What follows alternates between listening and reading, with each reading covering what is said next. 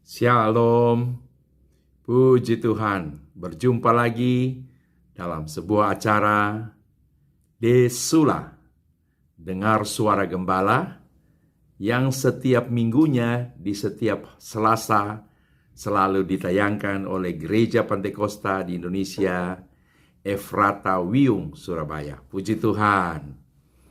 Saya yakin Jemaat GPDI Efrata selalu punya kerinduan untuk dapat dikenyangkan dengan firman Tuhan.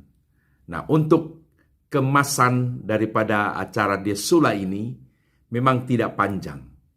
Terkadang hanya di antara 10 sampai 13 menit saja. Oleh karena itu, pada kesempatan ini saya kembali mengajak seluruh jemaat GPDI Efrata Wiyung Surabaya untuk mari kita fokus dan kita serius untuk lebih kurang 13 menit ke depan ini. Supaya apa? Supaya kita semua diberkati oleh Tuhan. Puji Tuhan. Nah, pada hari Minggu, saya sudah menyampaikan firman Tuhan yang berbicara tentang hasil sebuah komitmen.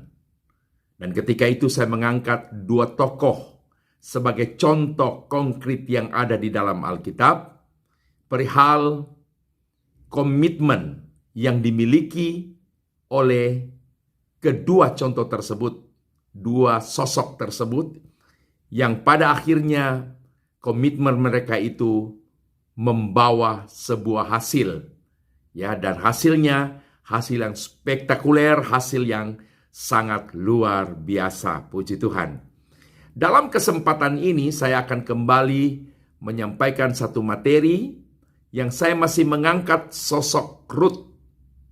Namun saya tidak lagi berbicara mengenai komitmen seperti halnya yang saya sudah sampaikan pada hari Minggu, tetapi saya akan berbicara dari sisi yang lain, yaitu berbicara tentang kemurnian motivasi.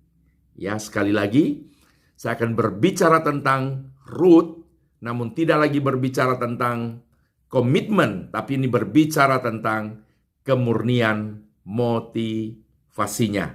Tidak mengapa, saya akan kembali membaca ayatnya. Di dalam Rut pasal yang pertama ayat 16 sampai ke 17 berkata begini.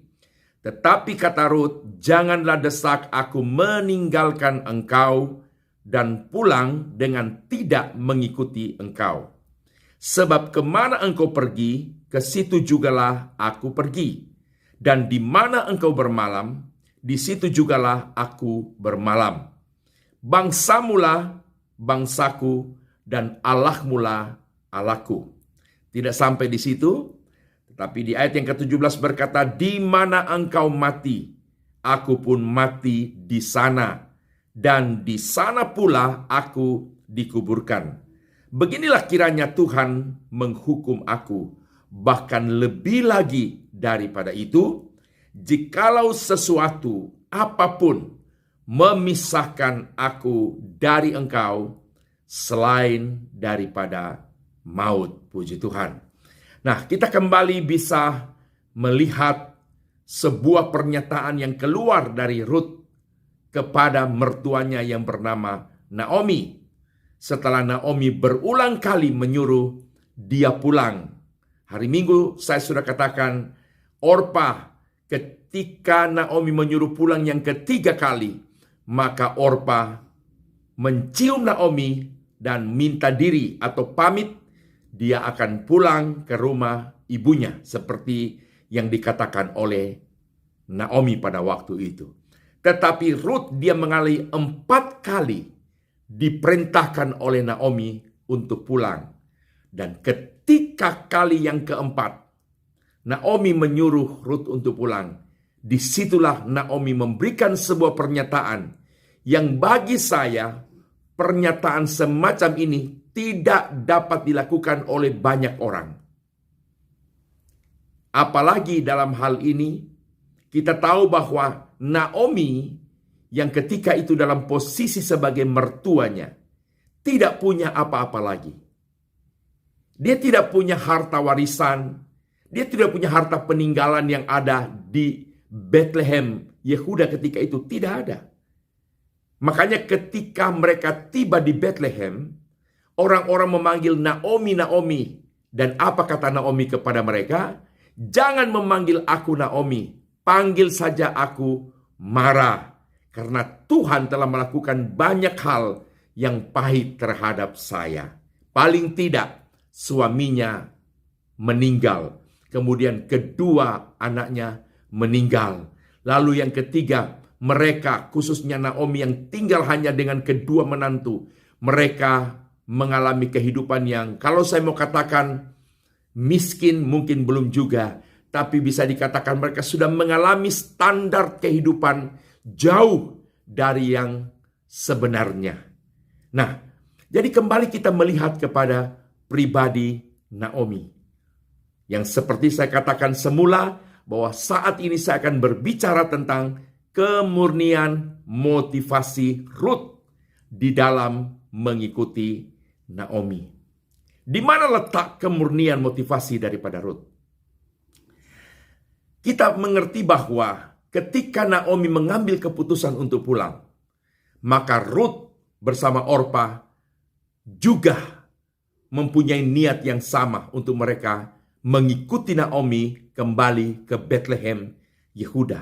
Nah, saya tidak akan berpanjang lebar di situ, tapi kita segera lihat saja di mana sesungguhnya kemurnian motivasi daripada Ruth di dalam tekadnya mau mengikuti Naomi untuk pulang ke Bethlehem, Yehuda ketika itu. Sedikit saya sudah menyinggung tadi bahwa kehidupan Naomi saat mereka meninggalkan Bethlehem Yehuda. Jadi mereka sudah meninggalkan Bethlehem Yehuda dalam posisi atau dalam kondisi ekonomi mereka yang sudah saya mau katakan nol. Jadi dalam pengertian di sini mereka tidak punya apa-apa lagi di Bethlehem Yehuda. Karena keputusan mereka meninggalkan Bethlehem dan tinggal di Moab. Jadi tidak ada harta lagi. Tidak ada harta karun, tidak ada emas yang ditanam di dalam tanah, ya, di mana ada rumah yang dulu, kemudian mungkin di kamar digali, ditaruh emas di sana, tidak ada lagi harta. Dan saya yakin, Ruth tahu, Ruth mengerti 100% bahwa sang mertua tidak punya apa-apa lagi. Itulah sebabnya saya katakan, kalau kita berbicara tentang kehidupan Ruth dari sisi kemurnian motivasi, saya jamin 100% bahwa motivasi Ruth di dalam mengikuti Naomi murni. Ya, bukan hanya keyakinan saya 100%, tetapi motivasi daripada Ruth mengikuti Naomi murni 100%. Tidak ada sesuatu yang melatar belakangi. Sebagai contoh seperti ini Bapak Ibu. Kalau saja Naomi punya sesuatu, punya harta kekayaan, punya harta karun di Bethlehem. Lalu Naomi bersikeras untuk mengikuti Naomi. Itu orang berkata ada udang di balik batu. Jadi di balik semangatnya, di balik kerinduan yang dia nyatakan dia akan pergi ke Bethlehem, sebetulnya itu hanya merupakan satu tipuan. Kenapa? Karena ada sesuatu yang melatar belakangi. Itulah harta kekayaan yang masih berada di Bethlehem. Apalagi kalau kita berbicara mengenai posisinya sebagai menantu. Menantu dari Elimelek dan Naomi ada 2 orang. Itulah Orpa dan Ruth. Dan satu sudah pulang. Nah, ketika yang satu sudah pulang, rasanya semakin memperbesar ruang untuk Ruth tetap berusaha untuk mengikuti Naomi. Yang saya maksudkan memperbesar ruang artinya begini. Peluang untuk Ruth mendapatkan harta yang ada di Bethlehem itu semakin besar. Tetapi tentunya tidak demikian, saudara. Kita semua tahu tidak demikian. Ruth kembali ke Bethlehem dengan tangan kosong. Dia tampil di sana dengan jubah seadanya.